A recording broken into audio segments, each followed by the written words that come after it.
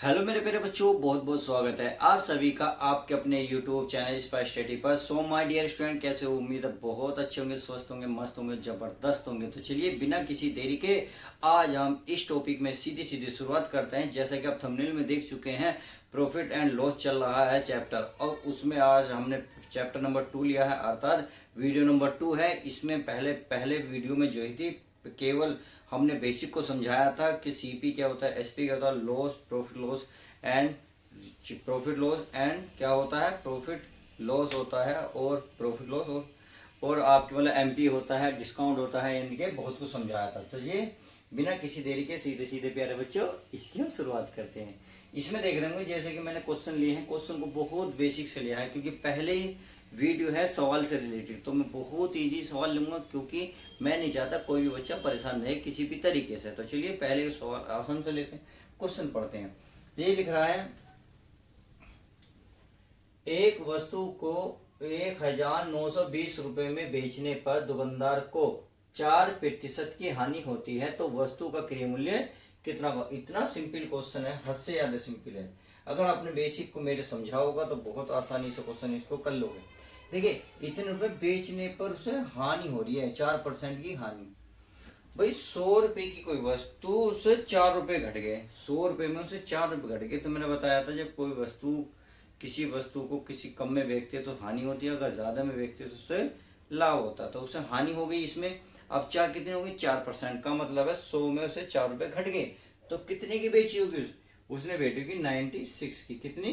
क्योंकि 100 में से 4 रुपए उसे घट गए, क्योंकि ना परसेंटेज लो तो 100 लो, 100 में से 4 घटा दो तो कितना हो गया? 96। 96 बराबर है 1920। कितने हैं? 1920।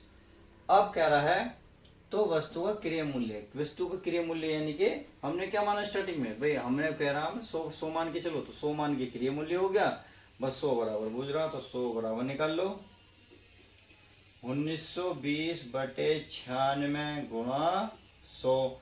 अब देखो 96 दूनी कितने होते हैं? 120। 100 में जीरो है ही, और 20 की 200 में 100 में गुणा करो कितना आएगा? ये आ जाएगा 2000।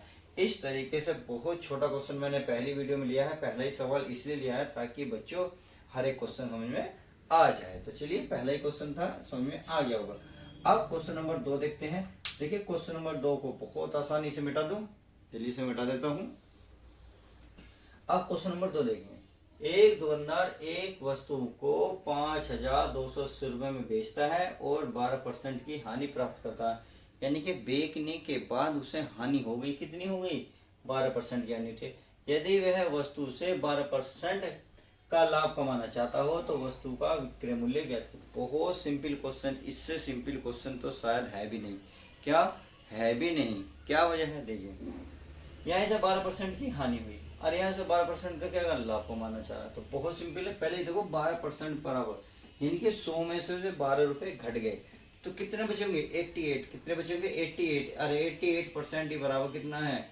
ये है आपका 5280 रुपये। अब लाभ कमाना चाह रहा हूँ 12% का, यानी कि 100, भाई 100 में से उससे 12% घट गए तो कितने बचे? 88%। अब ये कह रहा है लाभ कमाना चाह रहा 12% का लाभ, तो लाभ का मतलब है 100 रुपये में वो 12 रुपये ऐड करना चाह रहा, तो कितने हो गए? 112। बस 112 बराबर बुझा 5280 बटे बटे ये कितना है हमारा? जिद्दो जो दिया हुआ होता है वो तो होता है भाग में, यानी कि डिवाइड में, और जो बूझ रहा था वो था गुणा में, आता मल्टीप्लाई में, तो 112। आप इसकी जब इसकी गुणा भाग करोगे तो इसका जो फाइनल आंसर आ जाएगा ये आ जाएगा 6720 रुपये, और यही इसका फाइनल आंसर हो जाएगा। चाहो तो आप 11 से काट सकते हो, चाहो तो किसी भी कर सकते हो, गुणा भाग तो आप आसानी से कर सकते हो। बस करने का तरीका बता दिया है मैंने। क्या करना है? जब भी हानि कहे तो 100 में से घटा दो, 88% हो गया, और ये इसे बेचने पर इतना हुआ।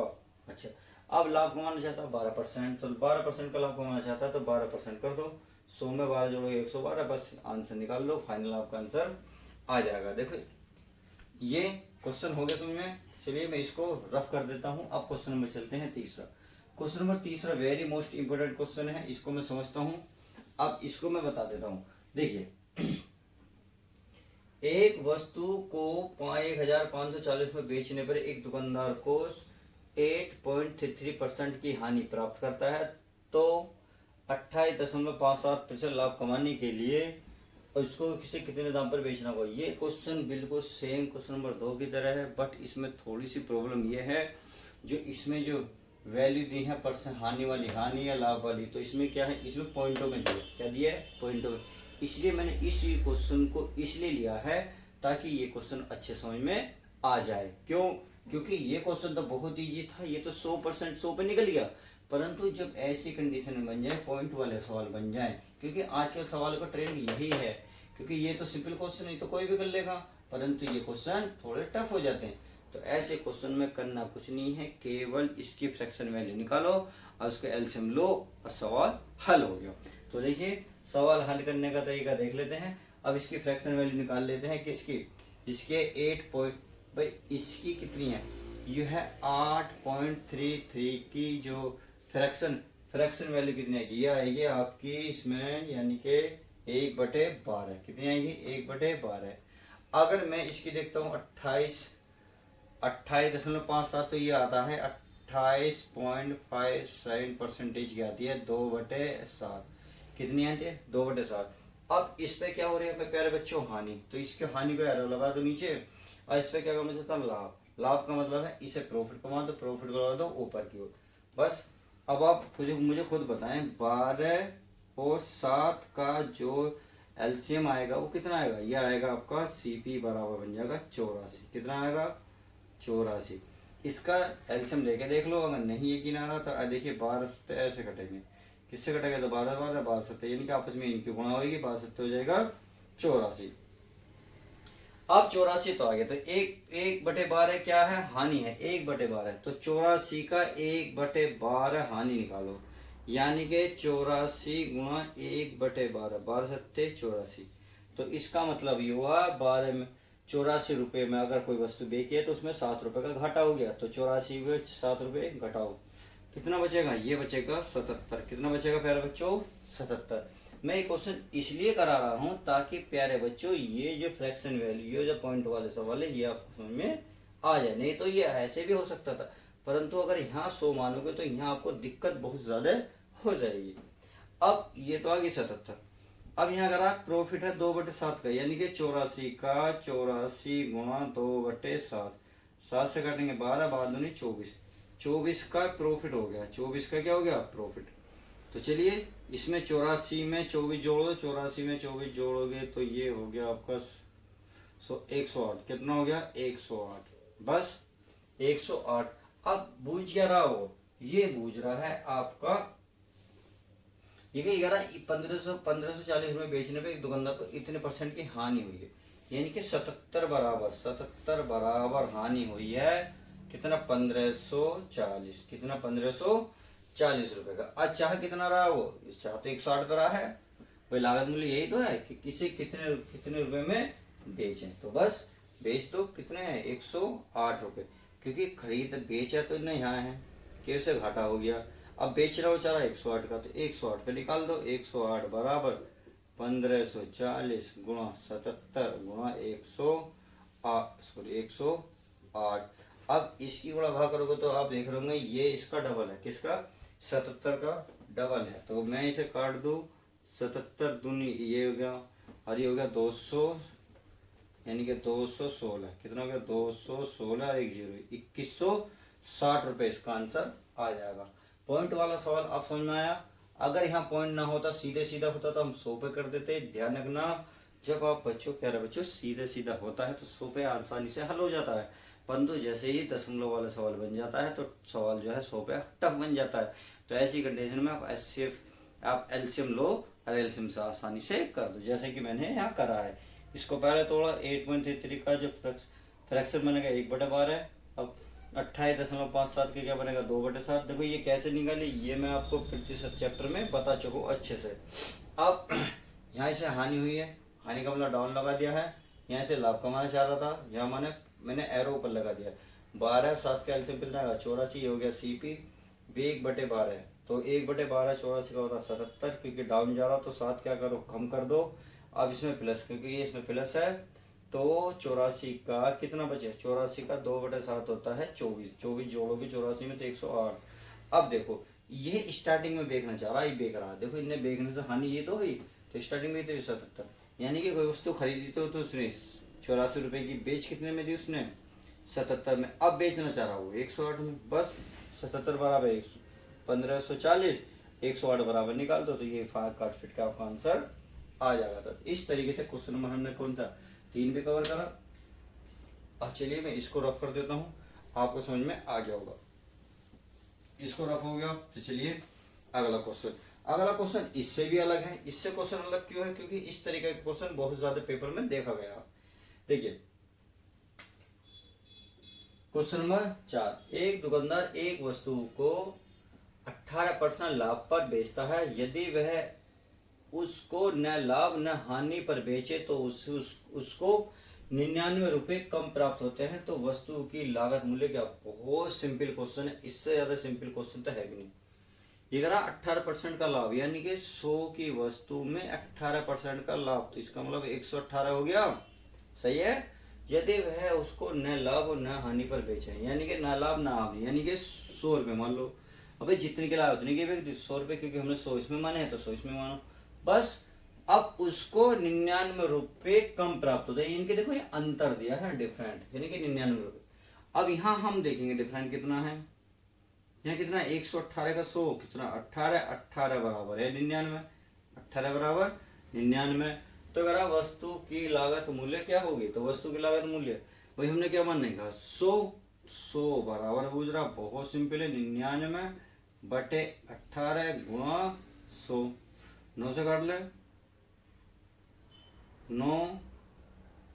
9 से क्यों, हाँ 9 से, 9 दूनी 18, 9 से काटेंगे 9 को 9, 9 को 9, 2 से काटेंगे 50, और 5 के 11 पंजे 55 और 1 जीरो, यू फाइनल 550 आंसर, इसका आंसर आ जाएगा। तो इस तरीके से आपने ये क्वेश्चन भी बहुत आसानी से समझ लिया, आसान है, ज़्यादा टफ नहीं है, क्योंकि यहाँ का ना लाभ ना हानि, यानी कि 100 रुपये में बेच दी, 100 की लाभ 100 में ही बेच दी, क्योंकि यहाँ सीधा सीधा हम कह दे रहा है, अगर परसेंटेज वैल्यू जो वैल्यू देता पॉइंटों में देता तो हम कुछ ना कुछ करते, सही है, परंतु इसमें ऐसा कुछ भी नहीं दिया, इसलिए सीधा सीधा ये क्वेश्चन हो गया।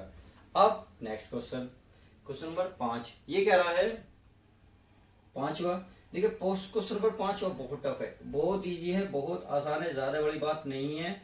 अब देखिए एक दुकानदार एक वस्तु को 6.25% लाभ पर बेचता है, यदि वह इसको 77 रुपये कम में बेचता तो उसे 8.83% की हानि होती, उसे 25% लाभ लेने के लिए उसे कितने दाम में बेचना होगा। बहुत सिंपल क्वेश्चन है, तो इन सब की क्या करो फ्रैक्शन वैल्यू निकाल लो, किसकी 6.12 की, इसकी 6 देखिए इसकी क्या फ्रैक्शन वैल्यू होगी, ये होगी 6.25 की फ्रैक्शन वैल्यू होगी 1/6। अगर मैं इसकी बात करूँ कि 8 की, और अभी लिखी थी मैंने 8.1 किसकी लिखी थी भाई, इसकी अभी तो लिखी थी ये रही ना, देखो इस क्वेश्चन में देखो, तो ये है 8.33% को लिखी थी 1/12, और क्या बचा अब ये 25%, अब 25% बचा, तो 25% का फ्रैक्शन वैल्यू कितनी 1/4। अब इनका जो एलसीएम आएगा, अब इनका एलसीएम देखो, यानी कि 6, 12 और 4 का जो एलसीएम आएगा ये आएगा 48, कितना आएगा सीपी आ जाएगा 48, 48। अब चलिए अब चल लेते हैं, पहले ही देखो ये तो इस पे तो लाभ कमाना चाह रहा, इस पे क्या हुआ, इस पर क्या हुआ, इस पे लाभ हुआ, यानी कि इसे तो लाभ हुआ, अब इसे तो इसे 8% की हानि हुई, इस पे इसकी क्या हो गई हानि हो गई, इस पे लाभ लेना चाह रहा, तो पहले इस पे देख लेते हैं। तो 1/6 इसका निकालो, 48 का 1/6 का मतलब है 6 × 48, हानि हो गई तो 48, इसको इसमें से घटा कितना आएगा 40, कितना आएगा 40। अब आगे देखते हैं 40 आएगा या कुछ और आएगा 6 क्योंकि नहीं 1/6 नहीं होने का इसका, तो 1/16 होता, प्यारे बच्चों डंडा भूल गया मैं, इनके लाइन भूल गया, 1/6 नहीं होता 1/16 होता, क्या होता है 1/16, 16 तिया कितना होंगे 16 तिया 48, तो बस 48, तो इसमें क्या है कम है, यानी कि माइनस है, सॉरी बढ़ रहा है, यानी कि लाभ है, देखो ये करा 6.25 लाभ पर बेचता है, यानी कि लाभ है लाभ, तो इसका मतलब प्रॉफिट में 48 में 3 जोड़ेंगे 51।